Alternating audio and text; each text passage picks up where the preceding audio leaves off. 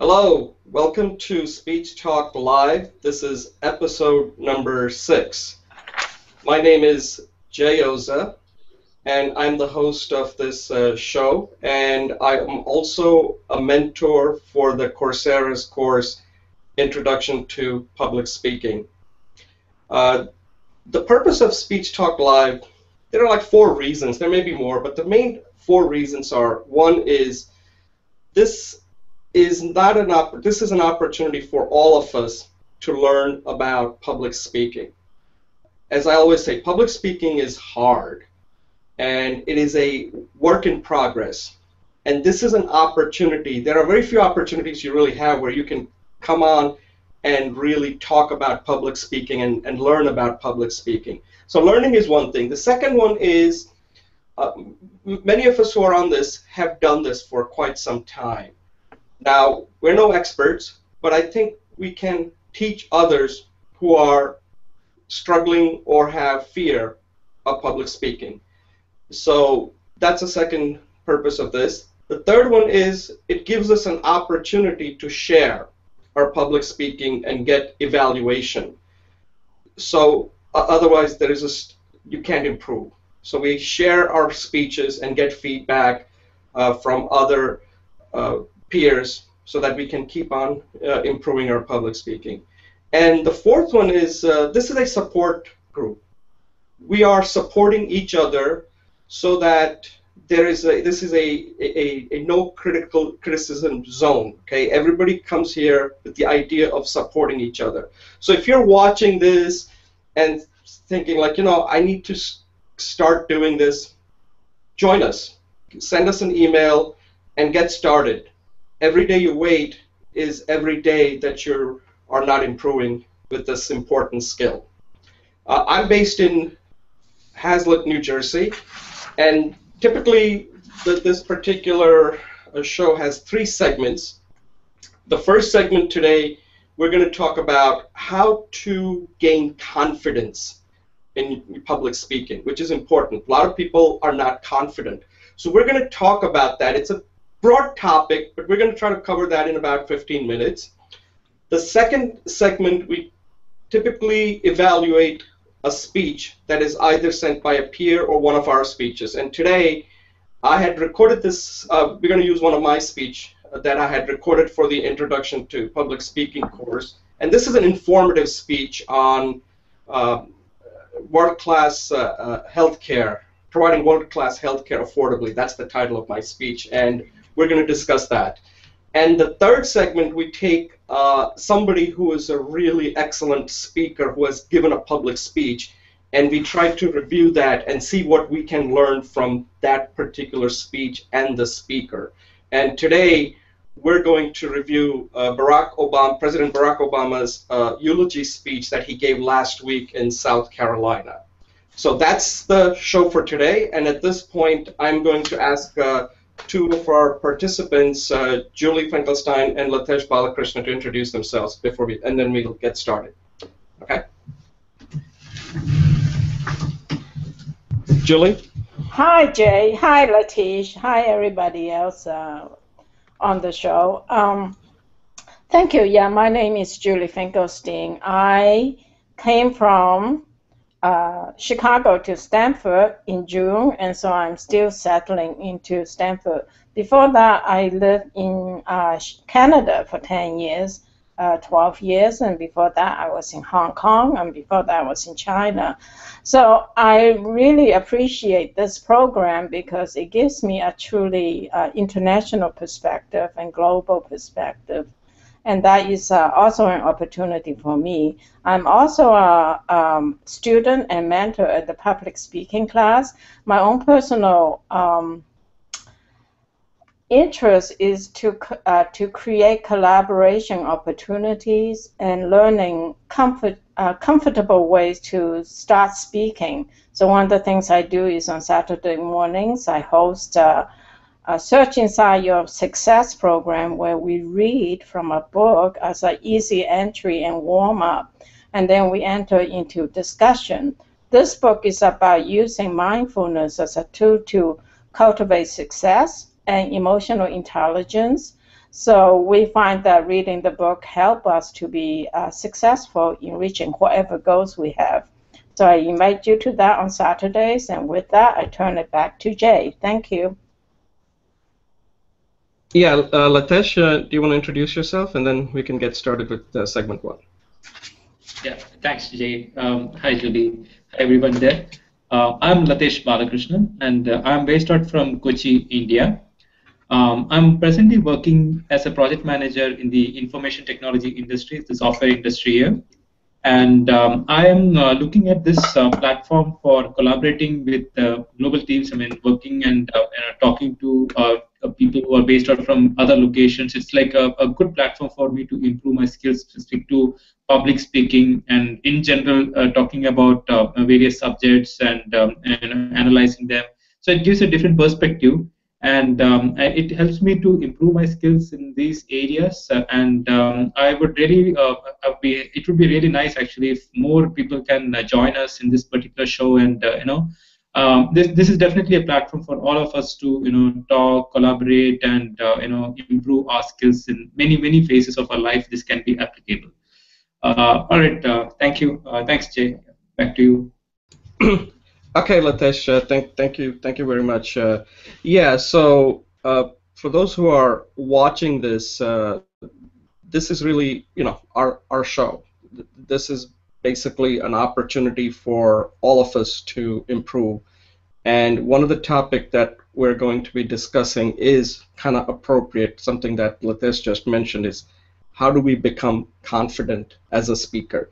So I'm going to take a brief pause, and then I'll come back and introduce the segment.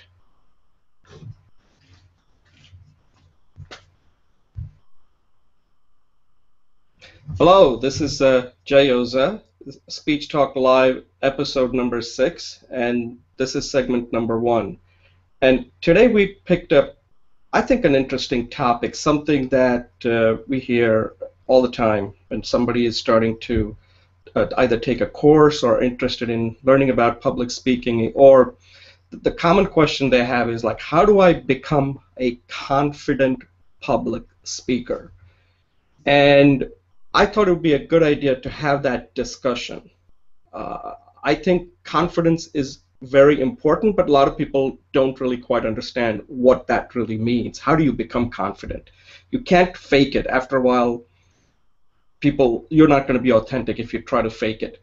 So let me give you my perspective on confidence first, and then how I am trying to become more confident.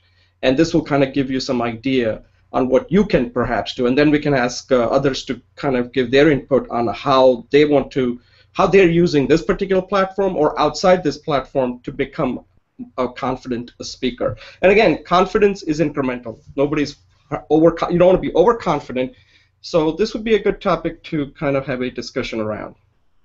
So I think a lot of people don't quite understand what confidence is, and I've been doing some reading on this topic. I like to be confident. I like to be able to give a speech and be confident, but I think before you can think about confidence, you should think about competence. Focus on becoming a competent speaker first.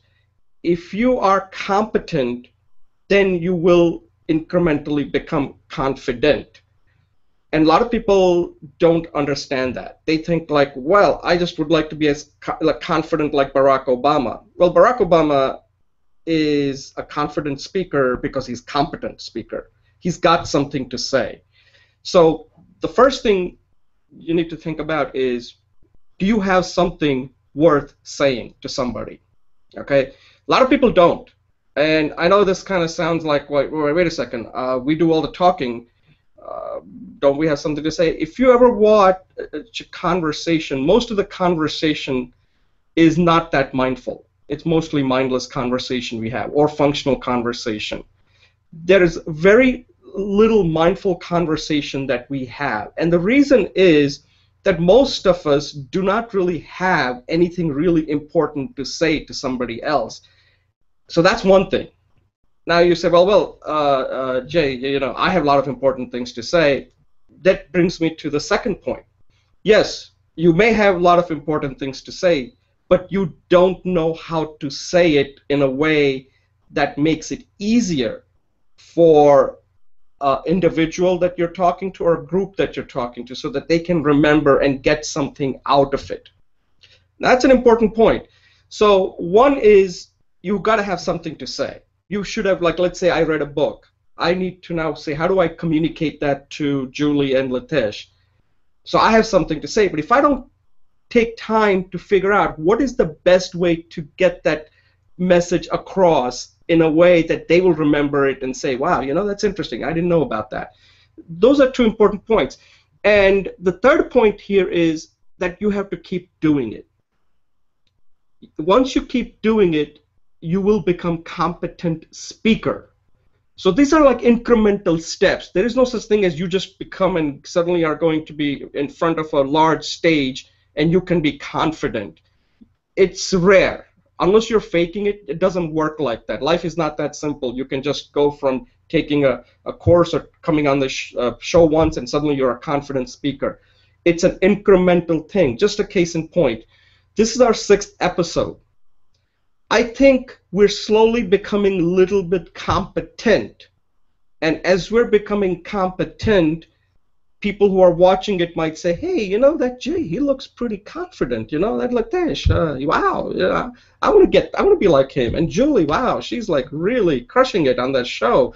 Well, that's because she's been on the show now for more than 6 episodes, okay? So she's now a pro, or she's constantly improving. So let me at this point get Julie and Latesh's feedback on how do they plan to become confident, and what is your overall take on if somebody's watching it and saying, hey, I'm afraid to come on this show, I want to become confident. What are your suggestions, Julie and Lathesh, on how somebody can become a confident speaker the way you two have become confident by coming on this show now for a number of weeks or months? Julie? Hi, Jay. Yeah, I'm still working with the technology of things. Thanks so much. Yeah, I came up with 3 ideas as well. And the first one is to find a practice group. And I find that for me, collaboration and working with someone is a source of, as you mentioned, feedback for improvement and just emotional support as well. The second one is to face your fears. And I think that is not only good for public speaking, but for anything you do in life. And the third one is just do it. Just do it. And that was the logo, that came out from Nike's in the 70s. And there was rumor that they actually sourced it from the San Francisco Zen Center. So just do it. So let's see. In terms of finding a practice group, there is, you can join the Google Community Cohort that Jay sponsored. I have one called the public. It's not mine. It's a group's called Introduction to Public Speaking, and I keep notes there. And in addition, there are several Facebook groups as well, and there are several online public speaking groups that you can join. So definitely find some place you can practice actively. The second one, in facing fears, I just think that life is about facing fears. And public speaking is a wonderful mechanism for us to do that skill, because there is things that we are afraid of consciously, but facing our fears is like peeling the layers of onion. The more you do, the more you see your fears. So it's a paradox.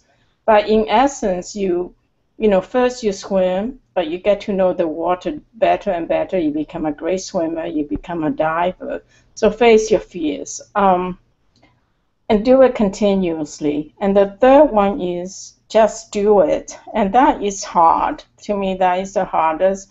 But, no action, no result.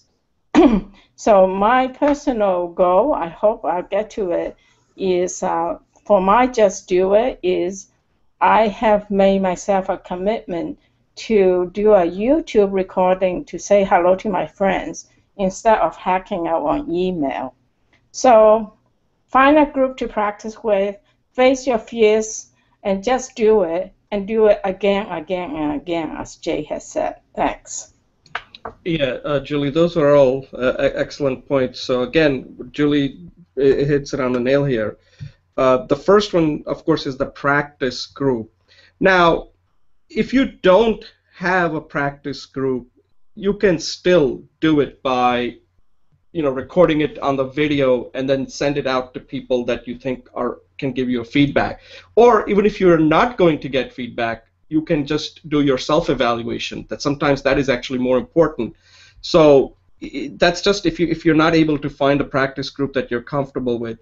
And obviously, the second one that Julie said is also extremely. Public speaking is fearful for many, and the best way to overcome it is start with a 3-second video, where you just may not say anything. You just may come on and just stare at the camera for a few seconds, 6-7 seconds, and that's it. That's the simplest thing you can do. And then after that, you can take the next step and just say, hi, my name is Jayoza, and just a little description of you. So just take it incrementally. This is not like you can just go from nothing to becoming a speaker in front of a large audience. And that's the third thing that Julie said. I completely agree with it. You just have to keep doing it. There is no such shortcut to this. Lathesh, do you have any? What are your suggestions? Yeah. Hi, Jay. Public speaking and confidence are like very correlated. I would say that most important part of being confident is to be natural. I mean, as you are. So when we are actually, for every individual, for any person, the way his personality is shaped up is over a period of time. So it may happen that one may not have that kind of environment wherein he was able to probably talk a lot in public, or he had been socially probably isolated. So there are many instances. So a person has to overcome all this, and always society has a way of stereotyping people. So based on how they talk, based on how they dress, based on how they behave. So the best thing in any instance would be to be as natural as you are, take a deep breath and be yourself. Second would be to improve upon yourself. That is just to ensure that you are able to put across your points very positively and emphatically, and you are able to drive home the point that you're trying to make. So that requires some sort of practice.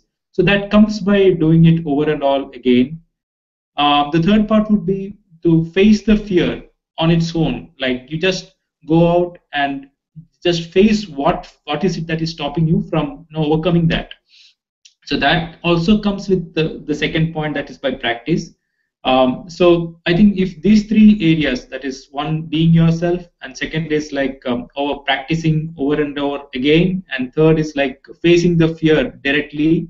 And I think with this three, any person who would practice and who would probably take out various the kind of there are many areas by which you can improve yourself in. Even if you go to the internet, or if you join any platform, there could be many ways by which a person can inculcate this kind of confident the mechanisms to become confident.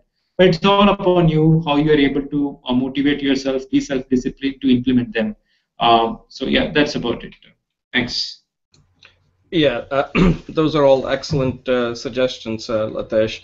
And one thing I'm going to add here before we close out this session is that today it is much easier than it was in the past because of the technology. We all have smartphones, and like this, you can just go onto Google and just hit the Start Hangout, and suddenly it's recording your speech. So you can get instant feedback on how well you are communicating. So the question is, the technology is there, you just have to take that small step. And that small step sometimes can be a big step, but you have to take that. And we all took it. We're taking it every time we do this show. And we hope you take that step, because public speaking can make a big difference in your life. If you improve the speaking skills, can make a tremendous difference in your life when it comes to social life, at work, or in anything. Any closing thoughts, Julie and Lathesh, before we move on to our next segment? Yeah, Jay, I just want to say that we all say it's important to practice, and that's probably the key. The key point is no matter where you are, how you think you're doing, just do it. Thanks. Lathesh, any closing thoughts? Yeah, I do go with what Julie said about practicing. I think that's the most important aspect of improving one. So yeah, that's about it. Okay, great. Yeah, so this is a topic we can come back again on confidence. Confidence is important, but try to become competent. And then if you become competent incrementally, you will gradually become confident too. Okay, thank you. We'll move on to the next segment.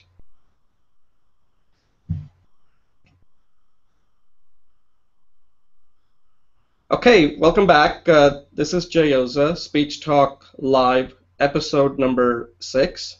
And we are now doing segment number 2. And in this segment, we're going to review a speech. And today, we're going to review a speech that I had recorded more than a year ago for this Coursera course called Introduction to Public Speaking. And this is an informative speech. So what I'm going to do at this point is have Julie facilitate this session, and I will answer the questions that Julie's going to ask me, and then we can get Julie's input, and I can go through the things that we typically do when we do a discussion and a self-evaluation, and then Julie and Lathesh are going to give me their feedback on what how I can make it better. So Julie, you want to? Sure. Thanks, Jay. Yeah, would you like to start with a couple minutes of introducing the speech, giving us overview what you're trying to do, and also what kind of feedback you would like? Yes, Julie, thank you very much for asking me this question. So let me just give you a little background of this speech. So this was, I like to do a speech that I can actually use in real life. And I'd like to give a speech on topics that are of interest to me. And this topic is about healthcare. And I came up with this idea from reading this article in Harvard Business Review by 2 professors. One of them is very famous. They're both famous, but the one that you tend to hear a lot about has written quite a few books. His name is Vijay Govindarajan. He's a professor at business school at Dartmouth, Tuck, I believe, Tuck Business School at Dartmouth. He's written quite several. I like reading his books. I would say he's one of my favorite professors to turn to understand about many of the business topics. And what they did in this is they looked at the healthcare industry in India. But what they did is not like overall the Indian healthcare system isn't that good. Okay, there are all kinds of problems, but within that there are certain exemplars. There are some hospitals that they looked at, and they tend to do extremely well when you compare them to some of the top hospitals in the United States and in Europe. So they wanted to find out what is it that they do that makes their quality at the top, yet their cost almost like 1/10 of what it would cost in the United States and in Europe. So they looked at several of these hospitals and looked at their methodology. What is their innovative process that they're using that's allowing them to provide world-class healthcare affordably? So that's what my speech is. So my speech is essentially based on that, and I think if I had to do a self-evaluation, so this was a speech that's an informative. it's hard, like when you take an article and you're trying to compress that within the 8 to 10 minutes. So the way I structured the speech is I looked at like what is the healthcare industry is like in India currently, and what problem are these hospitals are really solving. And then the last part is can this be replicated in an industrialized country such as United States and Europe? And that's basically what my speech is about. So I think the way that the speech flowed, I kind of flow it well. I think when I watched it again, I recorded this a while back, so I was kind of viewing this as almost like looking at a totally different speaker, because I don't remember a lot of the choices that I made since this was more than a year ago. But when I was looking at it, when I was viewing it, I thought I could pretty much follow how the speech, I clearly lay out that here's what I'm going to talk about, and then kind of walk the audience through the topic really well. As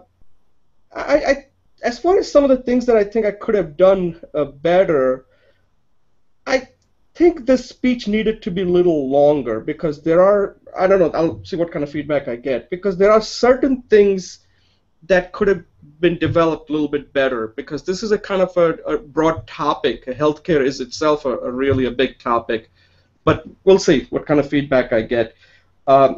As far as some of the choices that I made, and that was the choices. So the speech structure was looking at the Indian healthcare industry, then looking at these exemplars and see how they are able to provide world-class healthcare affordably. And then the third one, as I mentioned, is can this be done elsewhere? So Julie, do you have any feedback? So some of the things is like the feedback I'd like to know. Did the speech make sense? Okay, because this is a pretty difficult topic actually. And what is the main takeaway that you got from the speech? And if you watched it the first time, what was your overall impression on it? Like, wow, this is something I didn't know, or I got something out of it, or I'd like to know more about it. Okay, so at this point, I'll turn it over to you, Julie. Okay, thanks. Actually, you're on mute. Lathesh, would you like to go first? So we'll just change the order a little bit to create some dynamism. Oh, sure. Yes, so I found Jay's speech on healthcare, providing healthcare in a very affordable way. This is a very interesting topic, especially when we compare that this particular review was done with the Indian system of providing healthcare. So in India, this industry, the medical industry, the healthcare industry, is pretty much like using the best practices in the world, and that too at quite an affordable rate, which is currently triggering a lot of medical tourism. So this topic was bang on with the existing, the system that is existing in India currently, with a lot of innovation happening in this field. So a lot of healthcare facilities, hospitals, and a lot of physicians are actually setting up a lot of businesses, and there is growth happening in this area. So Jay's topic touched a chord with me, especially because I found this to be a very interesting topic, and his speech was quite good, articulation was quite good. The soft skills area was like pretty much there. He was touching many areas, many aspects of the healthcare industry, and also like providing examples of how this has been done at various hospitals and cases that he presented. That helped me to really understand and acknowledge how it is happening in developing nations, and how it can be done in other countries, developing countries across the globe. So the model is very much pertinent, and it's all about how we can probably reuse this kind of a model in other areas. So yeah, it was a very good speech, very informative, and yeah, thanks Jay. That was an eye opener for me. Thank you. Yeah, thanks, Lathesh. Yeah, that's yeah, we can get back to you later. Yeah, Julie, you want to give your feedback?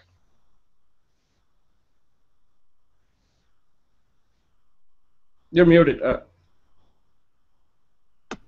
Thanks, Lathesh. So I got the point that you find it a very interesting and on-point topic.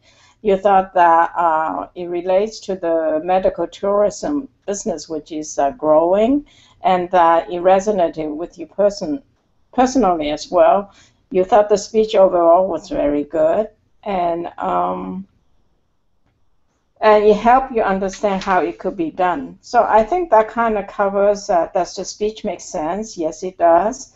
Your takeaway is you understand how it could be done, and your overall impression was that it was very good. Thanks. And then, okay, so Jay, I did see your speech, and in terms of your questions, the overall impression, I thought it was excellent. It was very well organized. And I thought that the three main points that's happening is use existing assets and centralize it, making into a hub and a spoke kind of distributed function.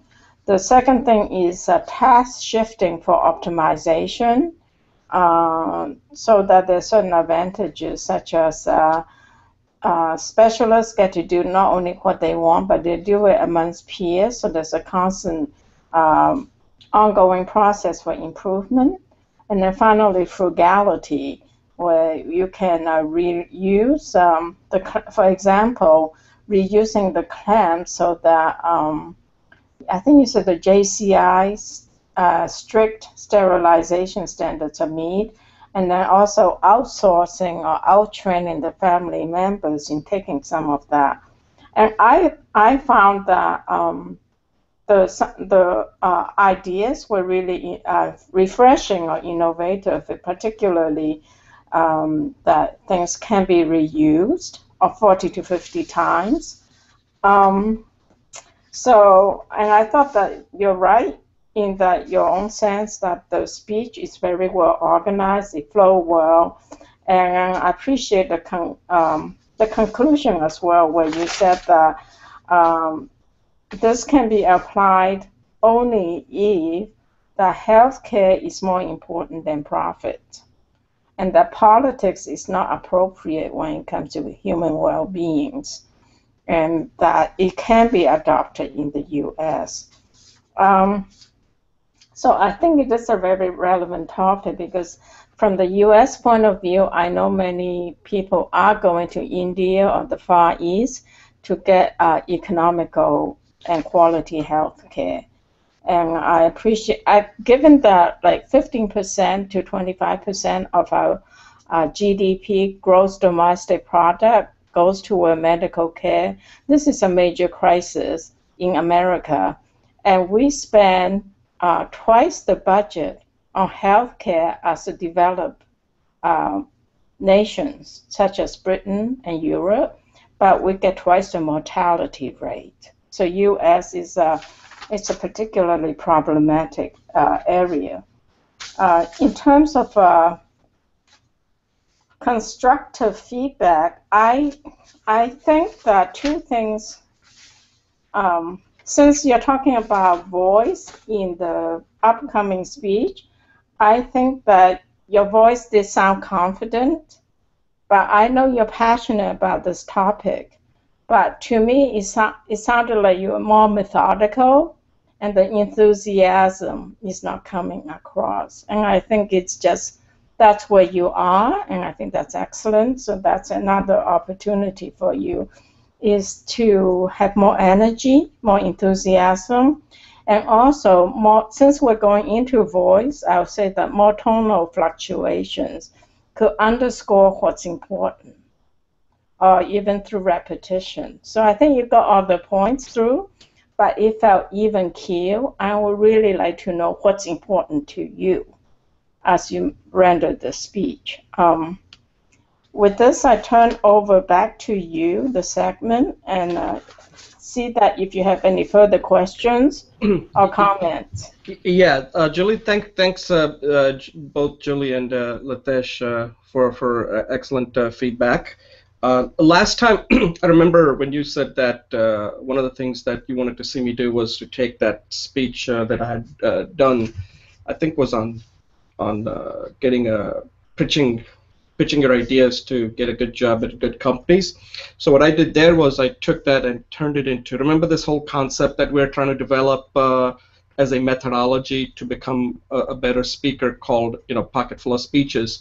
So I did that. I took that speech and I turned it. I don't know whether you got to see that 2-minute version that I did from last week's speech that you guys evaluated. I turned that into a two-minute. It was a little bit more than 2-minute speech. So I did that. As far as the next step is concerned, so now you saw that I put in quite a bit of effort in this speech. The next step, I guess, what would you recommend, Julie, to do the same thing? Turn that into another, a pocket, make it another, like a short speech out of this? Because I think the content is there. And if I'll leave it up to you. Like, what would be the next step here that you would recommend? Okay, I'm going to turn over to Lathesh. If Lathesh has some recommendation, and I'll follow.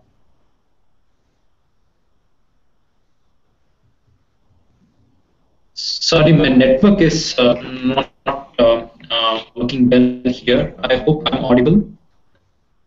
Barely. So if you want to just make it quick, go ahead. Yeah, I think overall the speech was quite good, and it impacted me with respect to getting an overview of how healthcare industry works and how it can be reused across different countries. So, and since it drive home the agenda, the point which Jay was trying to make, so I guess it was quite a powerful speech that way. Probably he can bring in some more enthusiasm, as Julie mentioned, but otherwise it was good. Okay, good, thanks. Julie, unmute, please. I'll unmute myself. So in terms of next steps, I don't know that you need to go further with the speech because I'm not sure how you want to use the speech, given that you have a pocket full of speeches, perhaps you could create your 2-minute segment on how to be confident and enthusiastic. I think that would be more useful application of your time, because in your basket of speeches, which is what you want to talk about, I think the healthcare one is not necessarily a speech other people would need to develop their own idea that you have, So you could perhaps continue using the idea of enthusiasm and confidence and do it as a product for your pocket full of speeches. That's my personal opinion. Okay, great. All right, so at this point, Julie, we'll close it out then, unless you have any closing thoughts.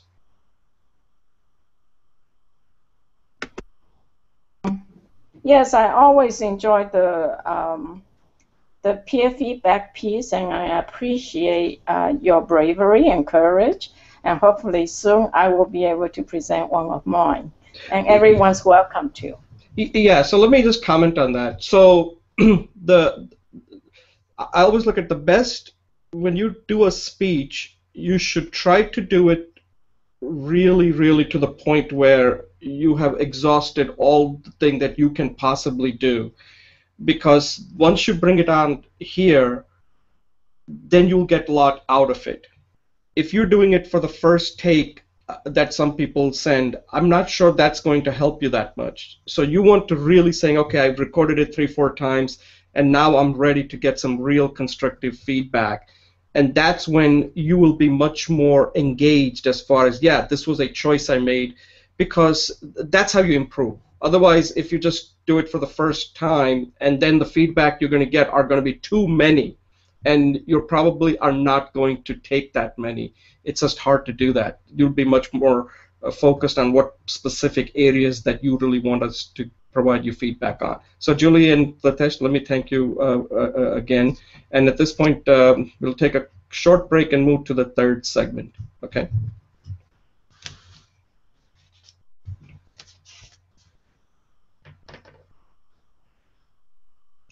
Okay, hi, this is Jayoza, host of Speech Talk Live, episode number 6, and this is segment number 3. And in segment number 3, we take a speech given by a famous person and then try and review it and see what we can learn from that, some of the choices the speaker made and how we can learn from that. And today the speech that I have selected is President Barack Obama recently gave a speech, I think it was last Friday, if I'm not mistaken. It was a eulogy speech that he gave in South Carolina. Let me just give you a little backdrop for people who are not familiar with this. So what happened was there was this a young man, I guess you can call him a killer.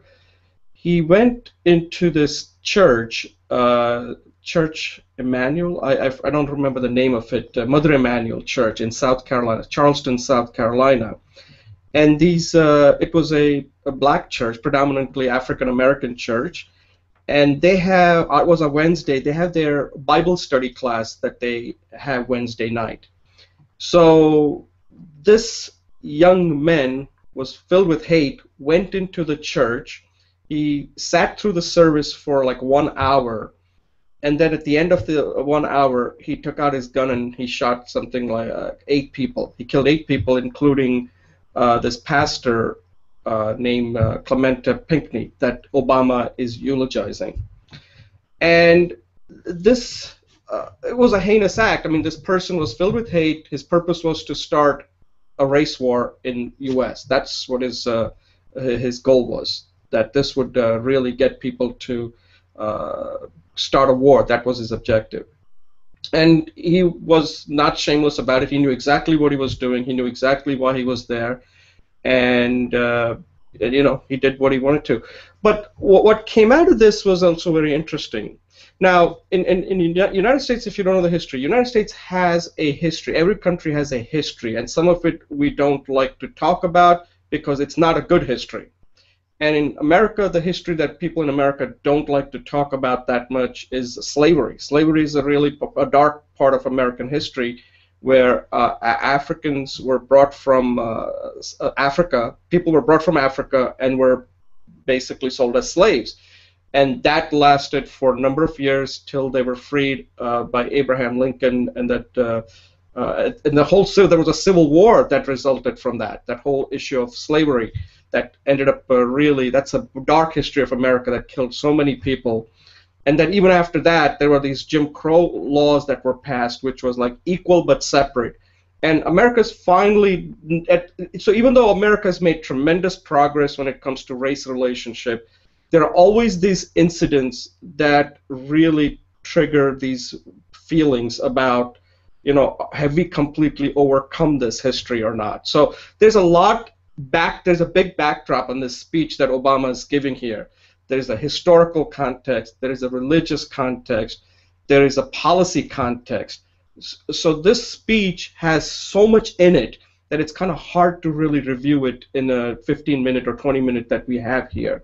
But so that's the speech, and the topic that Obama does here is very interesting. So this obviously is a eulogy, and the person he's eulogizing is a man who's a pastor. His name is Clementa Pinckney. And the theme that Obama uses is this thing called grace. And grace is, I'm sure it exists in all the religion, but it's the key kind of foundation. I'm not Christian, so I may be speaking not intelligently on this topic. But grace is something, it's a fundamental tenet of Christianity, which is that, you know, the whole idea of God, you know, sacrificing his son to the cross to save humanity, right? That's the whole idea of Christianity, that Jesus was crucified to save us, to give us salvation. And this idea of grace is that God gives sinners mercy even though they don't deserve it. That is the fundamentals of Christianity. So that's the topic that Obama is saying, that these people showed grace, that after this person killed their loved ones, their family members showed grace. They went on, when they had an opportunity to talk to the killer at some police setting, they forgave him. And Obama was really moved by this. And he used that idea, the Christian idea. So the speech had to be religious in that respect. But then he uses that to show that grace needs to take place outside religion too, as far as policy. You can't just use it in the religious context. There is a lot more that can be done.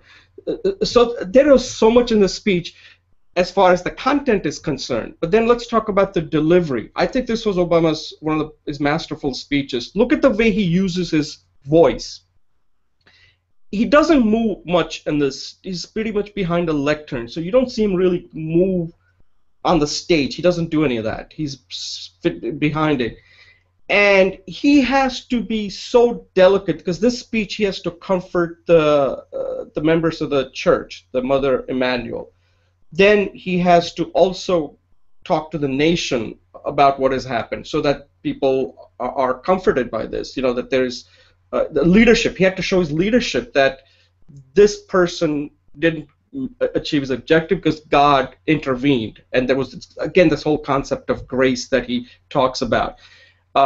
And also the world, because he has to show the world that America is not falling apart, that, you know, we're not going to go into a race war because some guy went in and killed 8 people. No, how heinous this crime was, that America stands for principles. We have overcome many of the past prejudices, and then whites and blacks can come together, even though this was a terrible act.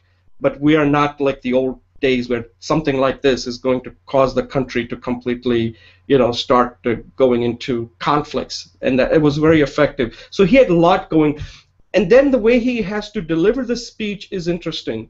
He's primarily speaking to an African-American church, and their style of speaking in African-American church is different. They tend to emphasize the words, the way they speak.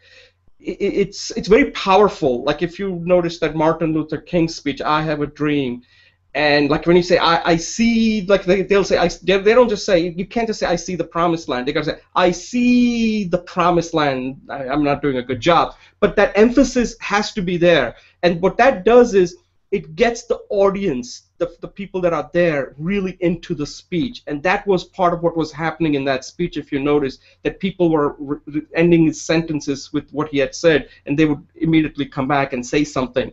And Obama was really playing that well. He had to do that.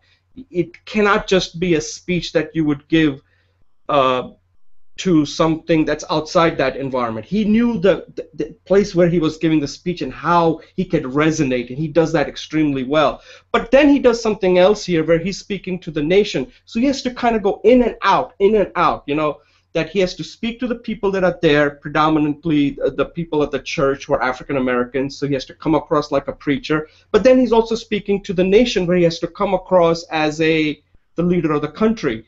And I think he did that really well. And then at the end, he even took some really risk where he sings Amazing Grace. So overall, I think this is the best you're going to get. I don't think there are any other speakers out there who could have done a masterful job that Obama did. And there's a lot we can learn from as far as how he is using his voice, how his pace, and then how he can vary his voice in all different ways, and how he's connecting with the audience. So at this point, I'll shut up and I'll have you guys, chime in on what you thought of the speech. Julie, you want to start? Yeah, thanks, Jay. Yeah, a lot of your points were very interesting. The fact that the audience chimes in and that he plays it such a way is a very powerful process. It's called the call and response mode of communication. And it's very traditional in the churches, in many churches, but particularly the African American church. So that certainly speaks to voice. I'm going to focus mostly on voice because that's what you invited us to do. So one thing that, yes, he talks about grace. So he starts off saying like, grace is in God's hands. It's not in our hands. And then he talked about the power of forgiveness. And then he talked about the grace of political activism. And that was very interesting because there's transitions from those three main points. And the voice he used was very different. When he talks about grace is in God's hands, he was very somber, very slow, and methodical.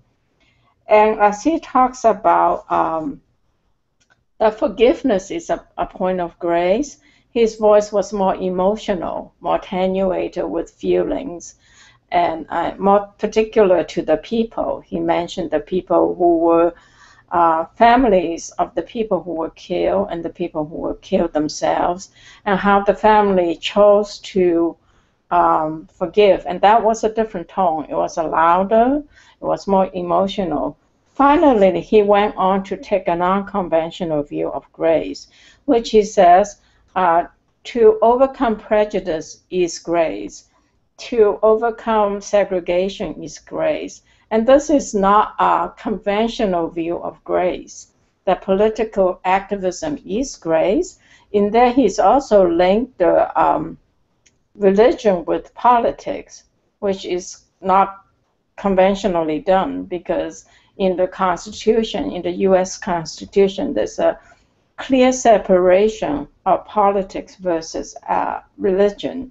But in there, he awfully combined the two because of use of the God is grace. He went on to say that grace is changing the political order of things. In there, his voice was much louder. He was much more animated. So by using pacing, volume, and animation, and the use of emotionalism, he managed to punctuate or segregate and organize his main themes. And the voice was definitely a major component of how he used to help people know which of the points he was in, and he used voice to transition those key points. Thank you. Yeah, that was excellent. Yeah, that was really well done, Julia. You covered that really well. Lathesh, I want to get your perspective since I'm not sure how much you're familiar with the history and the whole context of this speech, but what was your overall impression viewing it from somebody who lives in India and who saw that speech? How did you perceive it? Right. Thanks, Jay. President Obama, for that matter, when he came in, so that was a period wherein the U.S. Government was going through a critical phase. So that was the point wherein we needed someone with a charisma, someone who would, come around and people will look up to the person. So that was like Obama when the first time when I heard his speech when he was taking the oath as the president, and I was like completely, in awe with the way he came in and the way he spoke, the powerful tone, the gestures. That was like a person who had really good, command about what he is talking and how he could get the people to understand what he wanted to drive through.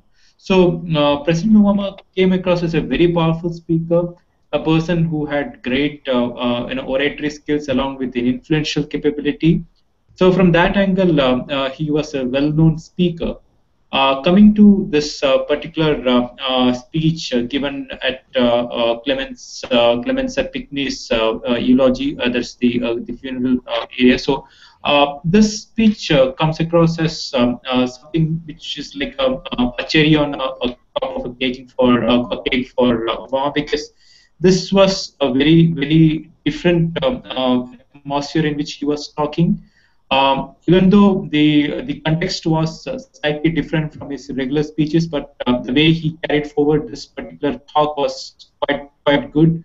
The pace and the powerful oratory skills which he is known for was evident right from the start. He was able to touch each and every person who were watching him talking there, and even those of us who have been listening to him post the speech, we found it to be really touching. In fact, he was calling out each and every person who died in that tragic incident, and the kind of the emotions that were attached. He had touched each and every aspect there. And the best part was that he ended the talk with a good, the song. I wouldn't call it as a song, but it's more like a congregation of the singing of Amazing Grace. And it was very powerful to end it in that way on a very high note. A lot of strong emotions, lot of I think it wasn't specifically meant for one particular section of the audience, but it was like even though there could be Democrats, Republicans, etc., but then this particular theme in which he spoke was too powerful enough to unify all this, setting aside all kind of differences, coming together and have a sense of purpose. So it was really powerful, one of the best speeches by Obama. Yeah. Thanks, Jay, over to you. Yeah, Lathesh, those are excellent points. From what I've heard, some of the people, they thought that this might have been his second best speech, because he gave a speech in 2004 when he was a state senator at the Democratic Convention. That's what got him noticed when he gave that speech at the 2004 Democratic National Convention. And many people felt that this was his second best speech that he has given. The thing that I'll point out, and this is something we can take away, he took a lot of risks in the speech that many people don't realize. First is just to address this topic, and it's something Julie mentioned, that in America there is this thing called separation of religion and state, separation of religion and state, right? And presidents in this country don't usually talk that deeply publicly about their faith, their religion. And this speech at some point was very deeply religious, very Christian, was very Christian speech. And that was a risk. In the past, when a president does that, it's rare. Like, for example, in the 2012 election, Mitt Romney is a Mormon, and he hardly spoke about his religion that much. The only other time where a president had to speak about religion was John F. Kennedy in the 1960s, because America prior to that had never elected a Roman Catholic as the president. And John F. Kennedy actually had to talk about his religion.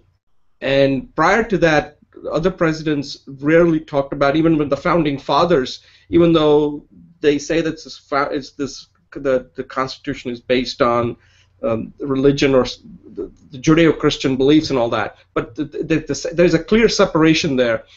And even like Thomas Jefferson and all them were never that religious. And so this speech is when the presidents give it, it's a high-risk speech. So Obama took that risk.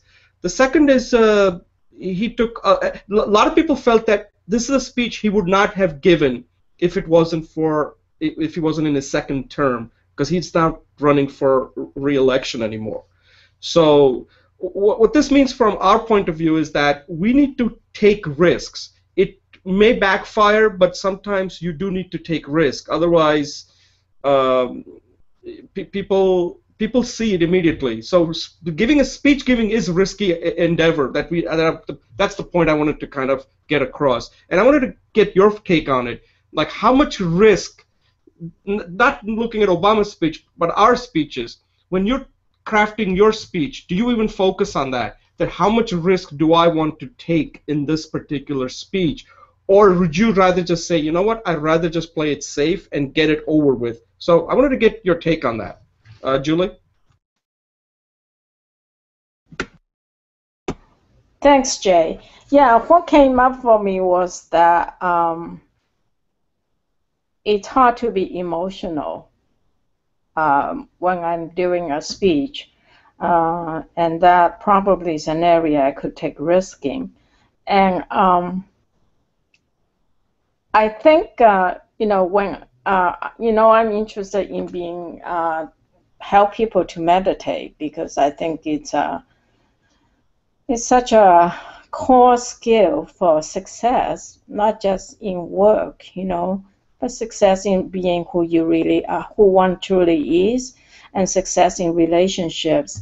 And yet, the speeches I have done have been pretty dry. I think one of the things that I could take more risk at as we speak, and I thank you for your invitation, is I could take more risk by showing my emotions more somehow, smile more, even maybe groan more, but also sharing my own personal experiences. So that's areas I could take more risk. Thanks. Yeah, Lathesh, part of giving a speech is that you're taking a risk, and people sometimes rather just play it safe. Did you learn anything as far as like what kind of risk you need to? Because it's something you do need to think about, right? What do you think about this? Yeah, thanks, Jay. See, any talk when we are giving it to a wider audience, it is like we are giving. If it depends upon the context and the kind of topic that we are giving the talk on, but most likely we cannot be prejudiced towards our personal opinion, and that will show us being biased towards one side. So I think we need to take a neutral stand when we are discussing on a topic. Second is that it may not be a good practice to call out anybody's name and put the person in a spot. So probably the person with whom we might be having a good relation, probably that might go on the downside if we are trying to blame or we are trying to tell that something did not work out because of X, Y, Z. So no name calling and no, not trying to put someone on the wrong place. And third would be like taking a very calculated way of analyzing a particular specific an agenda. So we may not get into the intricacies or details which might trigger the emotions of the audience, or try to take that particular stand wherein we touch the soft corner. There could be people who could be biased towards one side. So I think that covers the first point, that be not prejudiced with your personal opinion, but take a very neutral stand. Yeah. Yeah, no, I agree. And again, it's a choice that we all have to make on how much risk we're willing to take. But also, you have to remember one thing, that speech giving is a risky endeavor. No matter what you do, there are going to be some people are going to like it and some people are not going to like it, no matter what you do. And the question is that, because this is a common point that people always make, that the business communication sucks. And the reason that business communication is usually sucks is because people play it safe. They have to, because they're, for many reasons, right? There are not that many Steve Jobs out there when they're giving a public speaking, when they're giving a speech related to business. They're just not. It's just not happening. And I always say that in business there are only two kinds of speakers, and the bar isn't that. So there is most the speakers are, so most business speeches, you would agree, are boring, right? So there are only two categories of business speaking. There's boring bad and boring good. Okay? Most of the business speeches are boring bad, and most of us have come to expect them, so nobody ever gets fired for being boring bad. But then there are few who are boring good, and by that means they don't really take any risks, but they're good. They're still boring, but they're good. And these are the kind of speeches you'll get if you ever attend conferences and stuff. They're there because they're boring good, but they're not really that exciting speeches. And if you can be boring good in business, you're at the 1 percentile. You're at the top percentile. And if you're boring good, you could become a CEO of a company. Now, you're not going to become the president of the country or United States because you can't be boring, good for that. You got to be really like Obama, inspirational. So anyway, that's I'm just pointing something that I've observed, that people always complain that, oh, these business speeches are so boring. And I'm like, yeah, because I have never seen a boring bad speaker ever said, hey, that person was so boring in giving a speech. Let's fire him right away. I don't think that ever happens. So there is no real need to be that good in business. Anyway, any closing thoughts on this? Because I think we're already going a little bit over. So, Julie and Lathesh, I'd like your closing thoughts on this, and then we'll close out this session. And yeah, thanks, Jay, and thanks, Lathesh. So what I got is that we need to take personal risks. We need to expose ourselves to the degree that's appropriate and comfortable. Not comfortable, but not extreme. But I think what Lathesh says is also has a lot of merit, because when we're supportive and when we're kind and when we're accurate, we help other people to take risks. So that, and I appreciate what you say, that you can be boring good. I don't know what that means, but I'll think about that. Thanks. Lathesh, yeah, no, what I meant by that is that like a boring bad. Anyway, this is just my terms. I mean, I say boring bad means that the speech is not well organized. There's nothing in the speech, and it's a speech that's just basically at the end of it just made a lot of noise. There's nothing there. You didn't get anything out of it.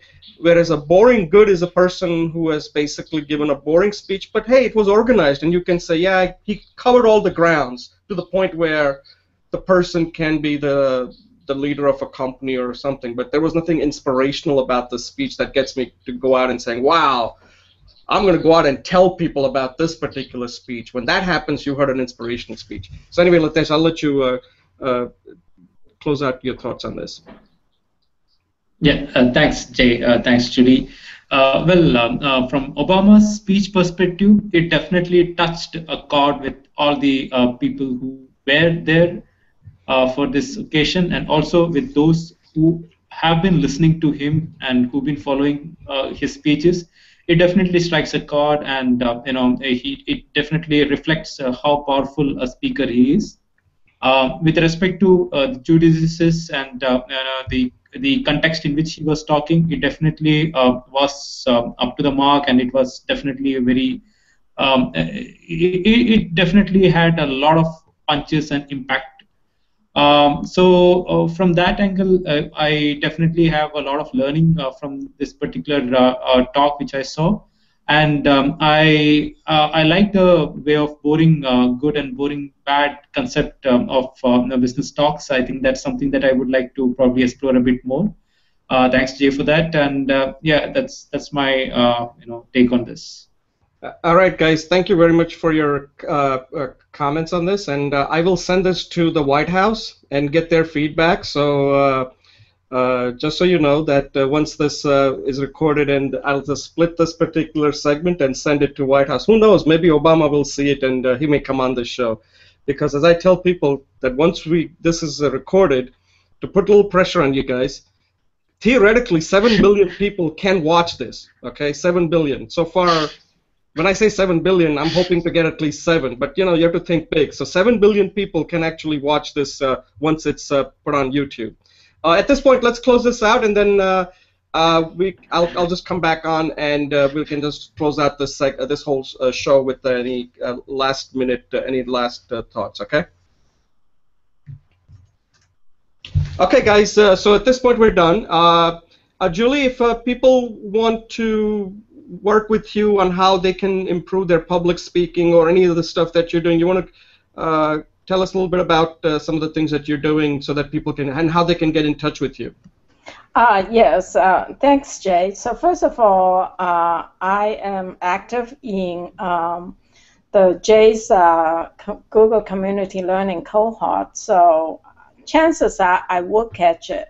But to be sure that I catch it, I am very active on the Google community. That's Introduction to Public Speaking, which is corresponding to this course. And in addition, I have class notes in there. Since they don't have transcripts, you may find the class notes useful. I'm up to the informative speech. And finally, you can email me at JULIE, C as in Charlie, L as in Lady, W as in Water, 39 at gmail.com. So that's JULIECLW999 at gmail.com. Thanks, Jay. Thanks, Lathesh. Yeah, and Julie, I'll include your email in the YouTube description section so people can get it from there. Lathesh, any closing comments? And hey, if somebody wants to get in touch with you, what's the best way to do that? Yeah, thanks, Jay. See, the sessions which we have it on every Friday is really a platform for all of us to come together and discuss about a lot of topics,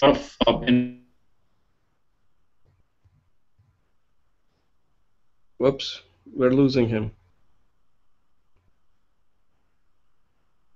Lathesh, I think we lost your audio here, so we'll just see if you can come on in another few seconds. Otherwise, we'll just end this, because I remember you mentioned that you're having some audio or something. Oh, go ahead. We lost you there before. Can you hear us? Yes, I can hear. Yeah, can you repeat again? I was saying is that this sessions that we are having on every Friday is a great place for all of us to come together and discuss on the topics and collaborate and form some opinions and get some learnings out of this and use it in our day-to-day speeches. So this way, I would invite everyone to whoever is watching this show to please come over and join us, and it would be really fun to have more people joining us here. So you can reach me on my email ID. It will be flashed by Jay on his speech, the link. But you can catch me on LinkedIn as well. As my name is Lathesh. LATHS is Lathesh Balakrishna. Thank you, Jay. Thank you, Julie. Okay, thank you very much. And again, this ends our episode number 6. And I want to specifically thank Julie and Lathesh for helping out and participating. And for those who are viewing it, like Lathesh said, it's time to come on live. That's the best way to learn and become, as we said, a confident speaker. So again, thank you, and this ends the show. Bye, guys. Thank you, Jay. Thank you, Julie. Bye.